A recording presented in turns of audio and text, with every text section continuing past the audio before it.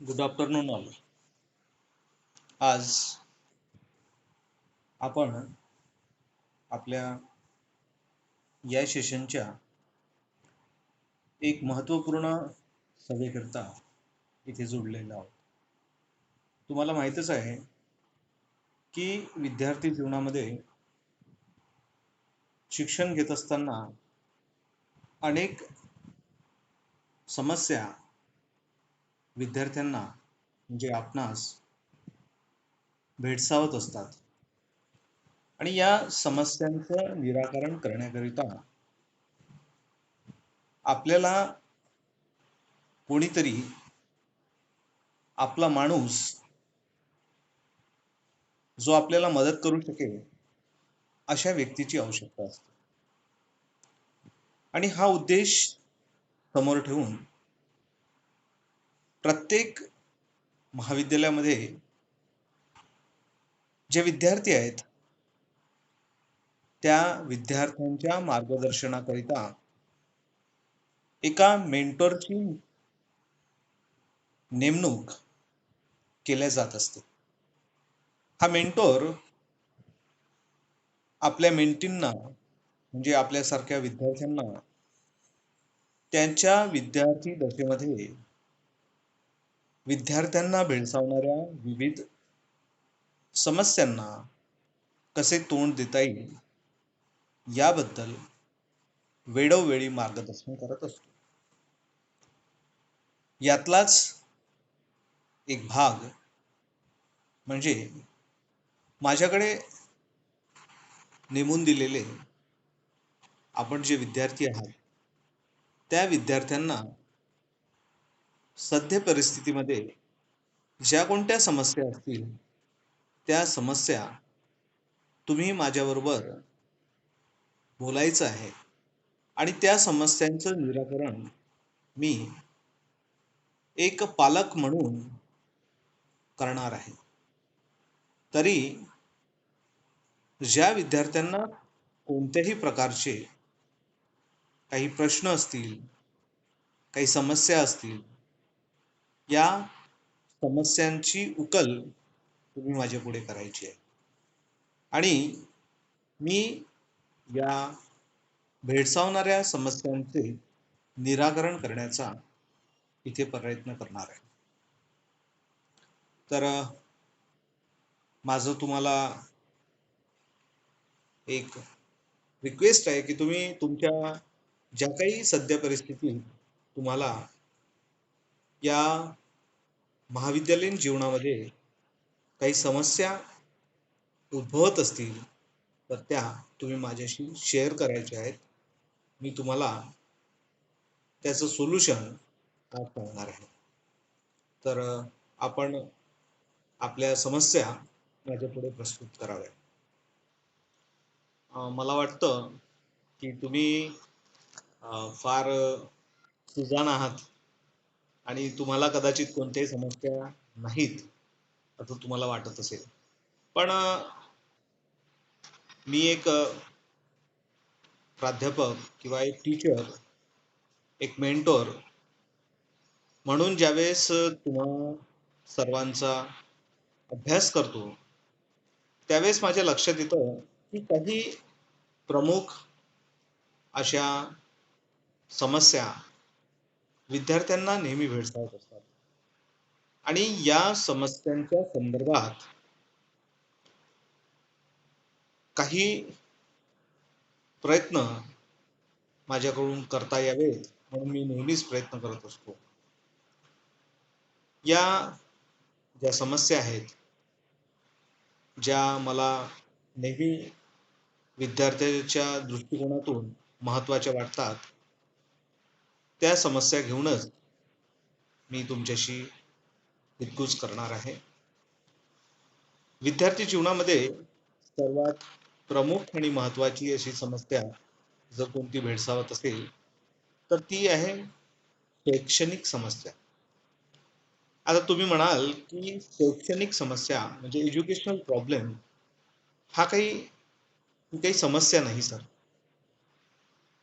परंतु नुसतं शैक्षणिक समस्या हा जो शब्द आहे यामध्ये विद्यार्थ्याला त्याच्या महाविद्यालयीन जीवनामध्ये शिक्षण घेत असताना अनेक शैक्षणिक घटकांसंदर्भात माहिती नसते आणि त्यामुळेच त्याला आपलं हे शैक्षणिक जीवन पूर्ण करताना बऱ्याच अडचणी उद्भवतात आणि ह्या ज्या अडचणी आहेत त्या अडचणींमधून किंवा या अडचणींवरती मात करण्यासाठी त्याच्याकडे योग्य असं मार्गदर्शन नसतं. या शैक्षणिक कालावधीमध्ये विद्यार्थ्याला सर्वात महत्त्वपूर्ण आणि पहिली जी समस्या पुढे येते ती असते आपल्यासारख्या मध्यमवर्गीय किंवा गरीब विद्यार्थ्याला महाविद्यालयीन शिक्षण घेताना उद्भवणारी आर्थिक समस्या. मला माहित आहे की आपल्यापैकी बरेच विद्यार्थी हे खेड्यापाड्यातून आलेले आहेत. त्यांची आर्थिक परिस्थिती ही फार बिकट असलेली मला दिसून येते. कारण ज्यावेळेस महाविद्यालयात आपण प्रवेश घेण्याकरिता येता त्यावेळेस मी आपल्या आर्थिक परिस्थितीचा जो आढावा घेतलाय त्यावरून मला असं लक्षात आलं की आपल्या भागातील विद्यार्थ्यांची सर्वात पहिली जी शैक्षणिक समस्या आहे ती आर्थिक असलेली मला दिसून आलेली आहे आणि ही समस्या फक्त काही विद्यार्थ्यांचीच नाही तर महाविद्यालयातील कला शाखेमध्ये शिकणाऱ्या 70 ते 80% विद्यार्थ्यांची परिस्थिती आर्थिक परिस्थिती ही बिकट असलेली मला दिसून आली. त्यामुळे अनेक विद्यार्थी शिक्षणाच्या प्रवाहात आल्यानंतर देखील या शिक्षण प्रवाहातून वेगळे होताना दिसून येतात. प्रथम वर्षाला तुम्ही प्रवेश घेता, प्रवेशाची फी नसते. काही सामाजिक घटक तुम्हाला मदत करतात आणि त्या मदतीच्या आधारावर तुम्ही महाविद्यालयात प्रवेश घेता. हा प्रवेश घेतल्यानंतर जसजसं दिवस जातात तसतसे पुस्तके, लागणारे शैक्षणिक साहित्य, लागणारा परीक्षेकरिता असणारा आर्थिक पुरवठा, शिक्षण घेताना परिधान करावयाचे कपडे, शिक्षणाकरिता गावापासून महाविद्यालयापर्यंत येण्याकरिता करावे लागणारे प्रयत्न, त्याकरिता लागणारे साधनं, त्या साधनांकरिता लागणारा आर्थिक मदत, ह्या सर्व गोष्टींमुळे तुमच्यापैकी बरेचसे विद्यार्थी शिक्षणापासून हळूहळू दूर होत असलेले मला दिसून आले आहे. याकरिता मला तुम्हाला सांगायचं आहे की तुम्ही या आर्थिक परिस्थितीचा शैक्षणिक जीवनामध्ये फार बाऊ करू नका. आर्थिक परिस्थिती जरी तुमची आलाखीची असली तरी मात्र तुम्ही जर योग्य व्यक्तीचा मार्गदर्शन घेतलं तर या समस्येवर तुम्ही फार सहजतेने मात करू शकता. तुम्हाला या संदर्भातील कोणतीही समस्या भासत असेल तुम्ही महाविद्यालयातील आपल्या जवळच्या प्राध्यापकांशी, आपल्या गावातील प्रतिष्ठित व्यक्तींशी, आपल्याला मदत करतील अशा संस्थांशी तुम्ही हितगुज केली पाहिजे. मी असं म्हणत नाही की प्रत्येक वेळेस तुम्ही दुसऱ्यांकडेच पाहावे. तर तुम्ही अभ्यास करताना किंवा महाविद्यालयात शिकत असताना side by side earn and learn या तत्वाचा जर उपयोग केला तर तुम्ही कदाचित तुमची शिक्षणाकरिता लागणारी जी आर्थिक चणचण आहे ती भागवू शकता. याकरता महाविद्यालय देखील तुम्हाला पदोपदी मदत करेल. कारण विद्यापीठ स्तरावर अर्न अँड लर्न या तत्वाचा अवलंब मोठ्या प्रमाणात आज केला जात आहे आणि त्या अनुषंगाने तुम्ही या आर्थिक परिस्थितीतून मार्ग काढू शकता. दुसरी महत्वाची शैक्षणिक जी समस्या आहे ती तुमची जी मला दिसून आली आहे त्यामध्ये सध्याच्या परिस्थितीत जे कोरोना महामारीमुळे तुम्हाला घरून शिक्षण घ्यावं लागत आहे आणि या डिस्टन्स एज्युकेशनमुळे जे शिक्षण तुम्हाला मिळतंय ते ऑनलाईन स्वरूपात देण्याचा प्रयत्न प्रत्येक महाविद्यालय आपल्या स्तरावर करीत आहे. आज हे ऑनलाईन शिक्षण घेताना बऱ्याच समस्या ह्या निर्माण झालेल्या आहेत. कारण पिढ्यानपिढ्या चालत आलेलं जे शिक्षण आहे ते शिक्षण प्रत्यक्ष स्वरूपात तुम्हाला दिलं जात होतं आणि अचानक यामध्ये बदल झाला आणि तुम्हाला अंगवळणी नसलेली ऑनलाईन शिक्षणाची पद्धती आज अचानक तुमच्या पुढे उद्भवलेली आहे. या परिस्थितीला तोंड देण्याकरिता कदाचित तुम्ही तयारही नसाल, पण यावर काही मार्ग काढता येतात का या संदर्भात नेहमी आम्ही आमच्या परीने प्रयत्न करत आहोत. आम्हाला माहित आहे जसं आपण सुरुवातीला बघितलं की तर आपण बघत होतो की हे ऑनलाईन शिक्षण घेत असताना सर्वात पहिला आणि महत्त्वपूर्ण घटक की आपण आर्थिक दुर्बल आहोत हे तर मान्य करावं लागेल आणि अशा परिस्थितीत आज बऱ्याचशा विद्यार्थ्यांजवळ मी जरी तुमच्याशी संवाद साधतोय तरी तुमच्याजवळ बऱ्याचशा विद्यार्थ्यांजवळ अँड्रॉइड फोनची व्यवस्था नाही. काही ठिकाणी नेटवर्कचा प्रॉब्लेम आहे. काही जणांना इंटरनेट वापरण्याकरिता आवश्यक असणारा डेटा हा प्राप्त करण्याकरिता योग्य असं आर्थिक बळ नाही आणि अशा परिस्थितीत तुम्हाला या नवीन ऑनलाईन टीचिंग मेथडशी समरस व्हायचं आहे. इतकं सर्व असताना तुम्ही तुमच्या परीने बरेचसे प्रयत्न करतात, आम्ही आमच्या परीने बरेचसे प्रयत्न करतोय. अशा वेळेस यातून काही मार्ग काढता येतात का या दृष्टिकोनातून मी काही हितगुज तुमच्याशी करणार आहे. ज्यावेळेस तुमचा क्लास असतो बऱ्याच वेळेस तुमच्या गावामध्ये त्यावेळेस नेटवर्क नसतं, कधी तुमच्याजवळ डेटा नसतो, कधी तुम्ही कोणत्या महत्त्वपूर्ण कामामध्ये जुंपलेले असतात. अशा वेळेस या नवीन पद्धतीशी कसं जुळता येईल याबद्दल काही जे मार्गदर्शन आहे ते मी तुम्हाला करतो. समजा ही ऑनलाईन पद्धती तुम्हाला अनेक कारणामुळे जॉईन करता येत नसेल तर यामध्ये आपण आपल्या महाविद्यालयाच्या स्तरावरती तुमचे व्हॉट्सअप ग्रुप तयार केले आहेत. आता ज्या दिवशीला जो क्लास असतो त्यावेळेस कदाचित तुम्ही वेळेवर जॉईन नाही झाले तर अशा वेळेस तुम्ही तुमच्या त्या क्लासच्या प्राध्यापकांशी संपर्क साधायचा. म्हणजे तुमचा क्लास ज्यावेळेस संपेल त्यानंतर केव्हाही तुम्ही तुमच्या त्या प्राध्यापकाशी संपर्क साधण्याचा प्रयत्न करा.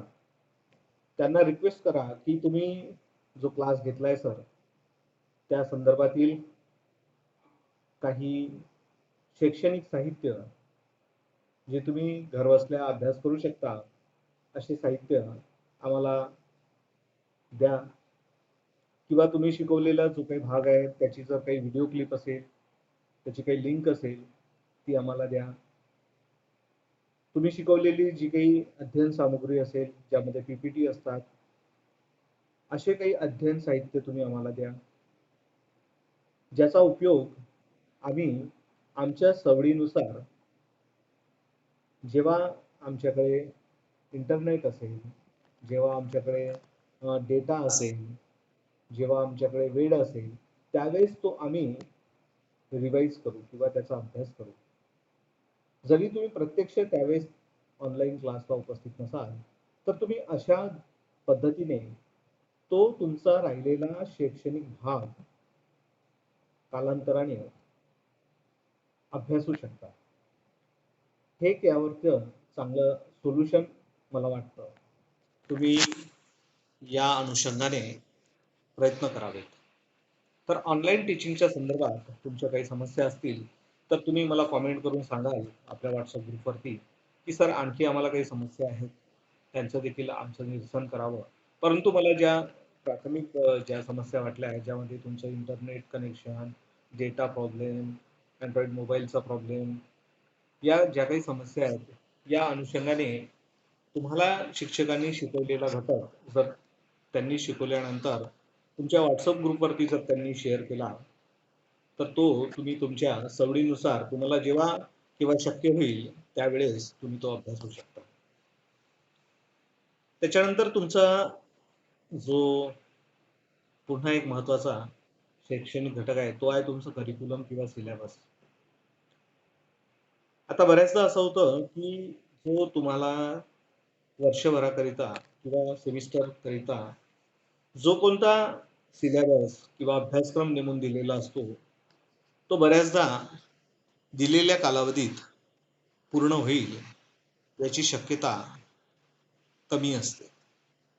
कारण आजचा जो कालावधी सुरू आहे, त्यामध्ये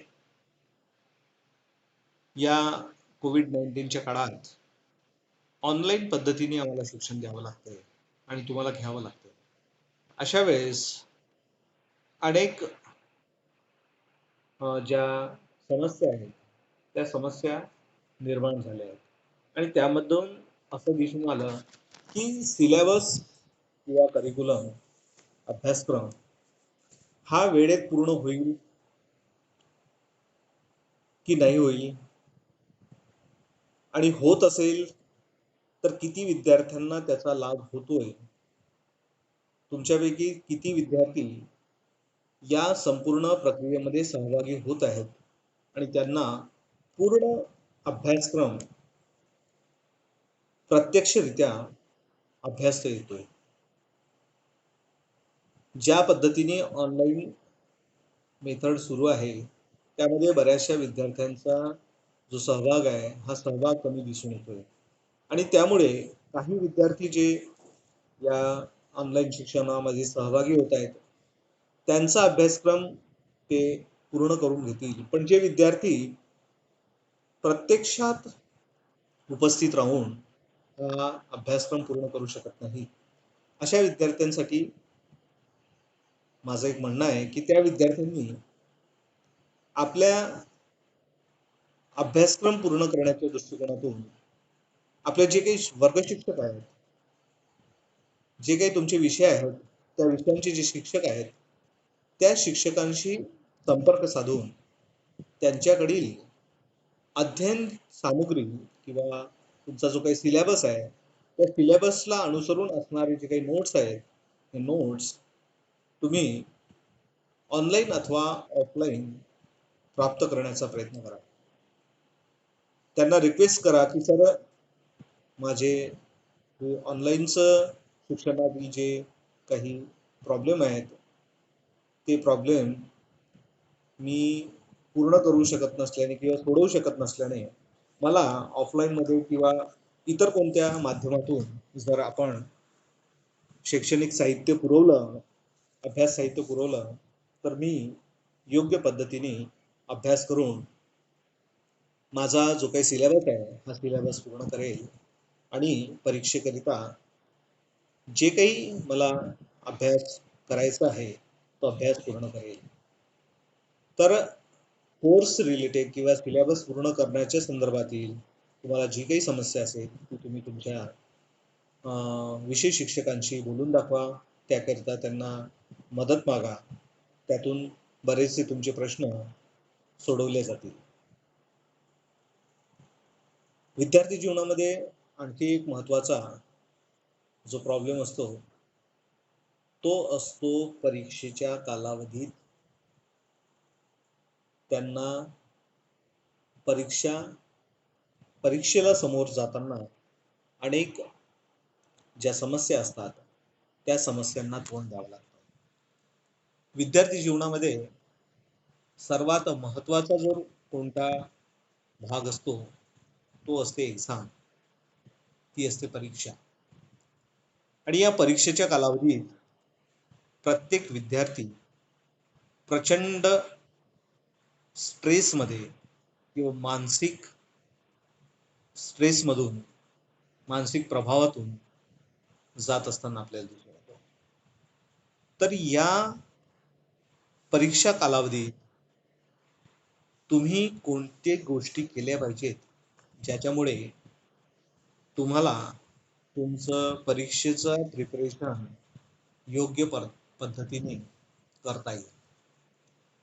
यामध्ये जो कोणी विद्यार्थी परीक्षेच्या अनुषंगाने प्रयत्न करत असतो किंवा प्रिपरेशन करत असतो तो परीक्षेचा टाइम टेबल किंवा वेळापत्रक जोपर्यंत त्याला प्राप्त होत नाही तोपर्यंत बरेचसे विद्यार्थी प्रिपरेशनला किंवा अभ्यासाला सुरुवातच करत नसलेले आपल्या भागामध्ये पाहावयास मिळतात. आणि अचानक परीक्षेचं वेळापत्रक जाहीर होतं आणि तुमच्यापैकी बरेच जण पॅनिक होतात, फ्रस्ट्रेशन मध्ये येतात. त्यांच्यावरती एक प्रकारे आभाळ कोसळतं आणि मग ते परीक्षेचं जे नियोजन आहे ते नियोजन किंवा परीक्षेला पुढे जाण्याची त्यांना असणारी हिंमत प्राप्त होत नाही. अशा वेळेस तुमचं मेमरी ब्लॉक देखील होते.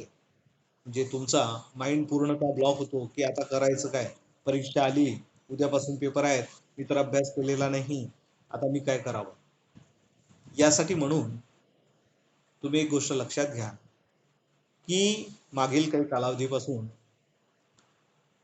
परीक्षा ही ऑनलाईन पद्धतीने चालू आहे आणि यामध्ये प्रामुख्याने बहुपर्यायी म्हणजे एमसीक्यू टाईपच्या प्रश्नांचा अंतर्भाव परीक्षेमध्ये केला गेलेला आहे. म्हणजेच मल्टिपल चॉईस जे काही क्वेश्चन असतात या क्वेश्चनच्या अनुषंगाने ही परीक्षा तुम्हाला द्यायची असते. आणि यासाठी प्रत्येक विद्यार्थ्याला खळा आपल्या सिलेबसची माहिती असणे आवश्यक असते. कारण जे बहुपर्यायी प्रश्न असतात हे बहुपर्यायी प्रश्न हे तुमच्या संपूर्ण सिलेबसवर आधारित असतात आणि यामधील एखादा पोर्शन किंवा एखादा भाग जर तुम्ही वाचलेला नसेल तर तो प्रश्न तुम्ही सोडवू शकत नाही. आणि बहुपर्यायी प्रश्नांमध्ये एक तर तुम्हाला तो प्रश्न सोडवल्यानंतर तेवढे मार्क मिळतात किंवा तो प्रश्न चुकला की तेवढे मार्क कमी होतात. यामध्ये डिस्क्रिप्टिव्ह प्रकारे तुम्ही काही सोडवलं किंवा लिहिलं तर तुम्हाला 1-2 मार्क मिळतील अशी शाश्वती नसते. इथे एकतर बाप दाखव नाहीतर श्राद्ध कर. म्हणजेच एकतर तुम्ही त्या प्रश्नाचं योग्य उत्तर द्या नाहीतर तुम्हाला ते मार्क्स मिळणार नाही.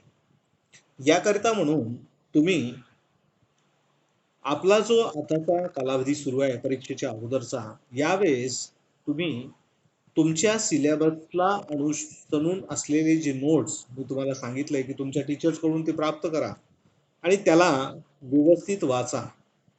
वाचत असताना त्याचे छोटे छोटे प्रश्न तयार करा की जे तुम्हाला परीक्षेच्या दृष्टिकोनातून उपयोगी पडतील. अशा प्रकारे जर तुम्ही रोज काही पोर्शन प्रत्येक विषयाचा अर्धा एक तास जरी वाचला आणि त्यावरती काही छोटे प्रश्न ऑब्जेक्टिव्ह तयार केले तर तुम्ही तुमची परीक्षा ती योग्य पद्धतीने पास करू शकता. या अनुषंगाने तुम्हाला प्रयत्न करायचा आहे. तुम्ही जर वेळेवरती या परीक्षेला पुढे जाल तर कदाचित तुम्ही फार फ्रस्ट्रेट व्हाल, पॅनिक व्हाल, तुमची मेमरी ब्लॉक होईल, तुम्हाला बरेच मानसिक आजार उद्भवू शकतात.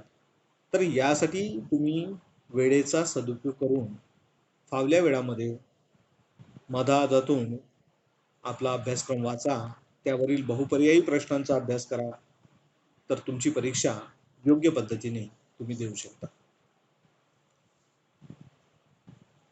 आपल्या विद्यार्थी जीवनामध्ये आणखी एक महत्त्वाचा प्रॉब्लेम आणि तो असतो हेल्थ प्रॉब्लेम. तुम्हाला माहित आहे की ज्यावेळेस तुम्ही महाविद्यालयात येता, ते वय तुमचं शरीरामध्ये अनेक बदल घडून येत असतात आणि या शैक्षणिक कॉलेज जीवनामध्ये अनेक हेल्थ रिलेटेड प्रॉब्लेम तुम्हाला भेडसावत असतात. बरेचसे विद्यार्थी पौगंडावस्थेत असतात. यंग म्हणजे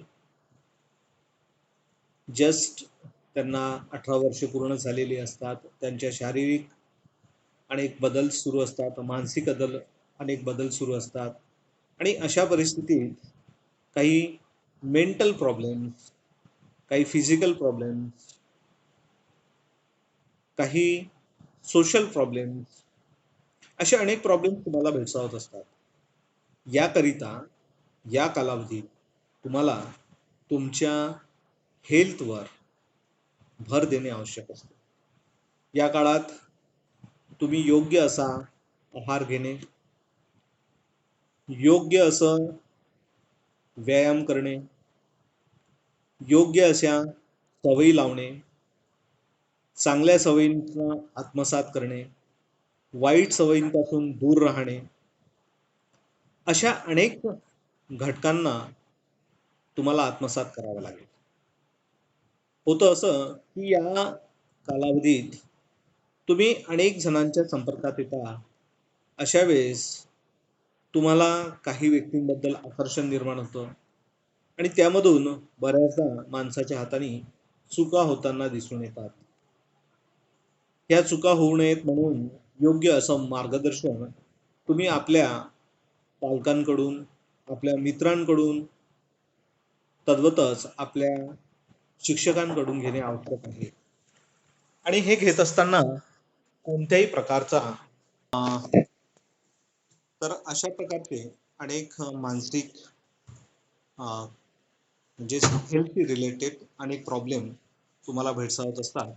यामध्ये तुम्ही एक गोष्ट करायची आहे की आपल्याला कोणताही हेल्थ इश्यू असेल तर त्याकरिता योग्य असं मार्गदर्शन घेणे गरजेचं असतं आणि याकरिता आपण अनेक प्रकारे आपल्या शिक्षकांची मदत घेऊ शकतो.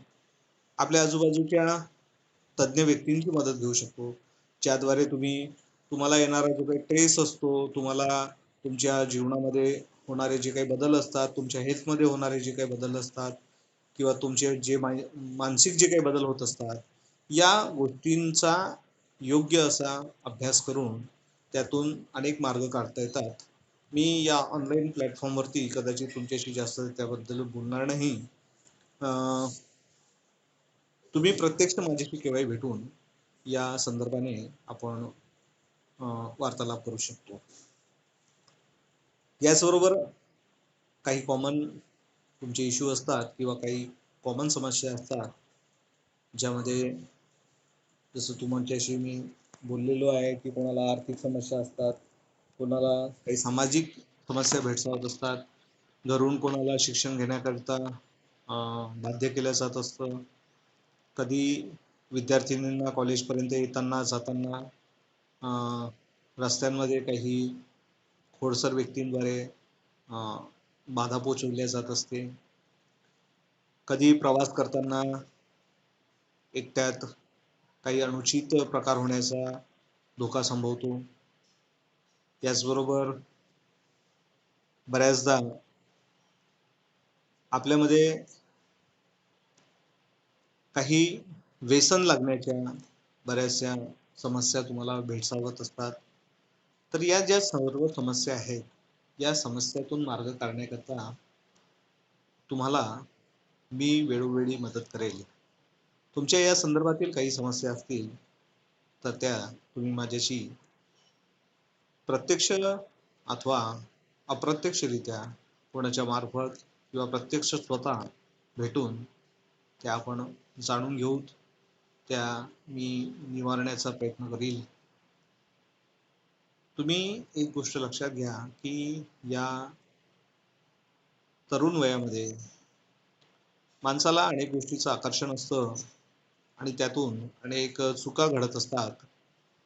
तर माझं एकच म्हणणं आहे की नेहमी जी गोष्ट जास्त आकर्षित करते त्या घटकाचा व्यवस्थित अभ्यास केल्याखेरीज त्या घटकाजवळ तुम्ही जाऊ नका किंवा त्या गोष्टीपर्यंत तुम्ही जाऊ नका. कारण बऱ्याच वेळेस असं होतं की आपण आकर्षित होणारी जी काही गोष्ट असते, जी काही वस्तू असते, ती नेहमी आपल्याला आकर्षित करत असते आणि मग आपण त्यामध्ये गुरफटले जातो आणि मग आपल्या जीवनामध्ये बरेच चढ-उतार येतात. तर हे चढ-उतार आपल्याला फेस करू म्हणजे कधी येऊ नयेत आपल्या जीवनात याकरिता व्यसनांपासून, इतर आकर्षणापासून तुम्ही दूर राहावे. या संदर्भात आपण माझ्याशी केव्हाही बोलू शकता. तुमच्या समस्या मला सांगा. त्याचं निरसन करण्याचा मी प्रयत्न करेल.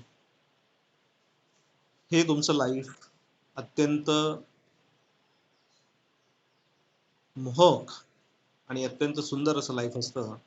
कारण शैक्षणिक कालावधी निघून गेल्यानंतर नेहमी माणसाला असं वाटतं, की स्टुडंट लाईफमध्ये मी जे जगायला पाहिजे होतं, ते जगणं राहून गेलं आणि मग हा काही कालावधी येत नाही. तर त्यामुळे प्रत्येक गोष्टीचा एन्जॉय करा, पण त्याला काही सीमा ठेवा. त्या सीमांचं उल्लंघन करू नका आणि हा जो संपूर्ण काळ आहे, हा एन्जॉय करा आणि मजेत जगा. एवढं बोलतो, थांबतो. तुम्हाला काही समस्या असल्यास मला भेटा, माझ्याशी बोला. मी तुम्हाला वेळोवेळी मार्गदर्शन करेल. धन्यवाद.